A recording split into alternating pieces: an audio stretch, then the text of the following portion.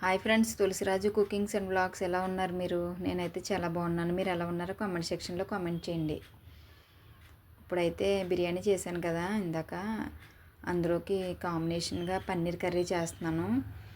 Onions అయితే మిక్సీలో వేయలేదు, మామూలుగా చిన్న ముక్కలు కోసేసాను. ఆనియన్స్, కొంచెం పసుపు, కొంచెం ఉప్పు వేసాను, మగ్గి పెడుతున్నాను.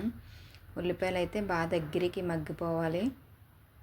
బాగా మగ్గిపోయాక పసుపు ఉప్పు వేసామనుకో కొంచెం త్వరగా మగ్గుతాయి కదా, అందుకని చెప్పేసి పసుపు ఉప్పు వేసాను. మగ్గుతున్నాయి. ఇప్పుడైతే ఇందులోకి అల్లం వెల్లుల్లి పేస్ట్ వేస్తాను. కొంచెం, ఎంతో కాదు, కొద్దిగా అల్లం వెల్లుల్లి పేస్ట్ వేస్తాను. అల్లం వెల్లుల్లి పేస్ట్ వేసాక కూడా కొంచెంసేపు మగ్గించాలి మళ్ళీని. అంటే వెజిటబుల్ బిర్యానీలోకి కాంబినేషను పన్నీర్ కర్రీ బాగుంటుంది. చికెన్ తీసుకొస్తానన్నారు. చికెన్ వద్దులే, రేపు సండే కదా, రేపు వండుకోవచ్చులే అని అన్నాను. అందుకని చెప్పి పన్నీర్ తీసుకొచ్చారన్నమాట. అల్లం వెల్లుల్లి పేస్ట్ అయితే వేసాను. అల్లం వెల్లుల్లి పేస్ట్ వేసి అల్లం వెల్లుల్లి పేస్ట్ కూడా బాగా మగ్గాక దీంట్లో సరిపడా ఉప్పు, కారం వేసాను. ఫస్ట్ అయితే కారం వేసే తర్వాత ఉప్పు కూడా వేసాను. ఉప్పు కారం వేసేసి కొంచెం అటు ఇటు కలిపేసి దీంట్లో కావాల్సిన వాటర్ వేసేసుకోవడమే.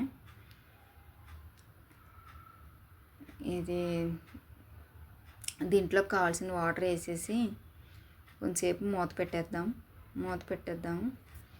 పెట్టేసి కొంచెం ఉడకాలి. కొంచెంసేపు ఒక 5 నిమిషాలు ఉడికాక తర్వాత చూద్దాం.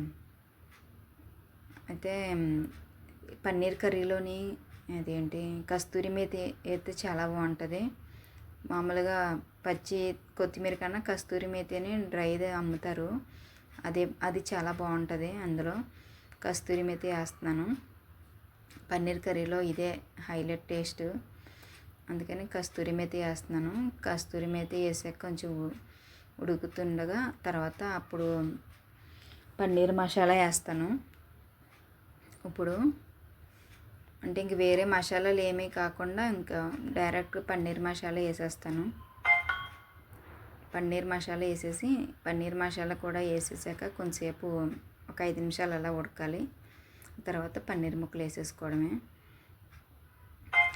ఇప్పుడు పన్నీర్ కొంచెంసేపు ఉడికాక కట్టేసి ముందు క్రీమ్ ఉంటే క్రీమ్ వేసుకోవచ్చు, లేదంటే పెరుగు వేసుకుంటే పెరుగు వేసుకోవచ్చు. నా దగ్గర పెరుగు లేదు, క్రీము లేదు.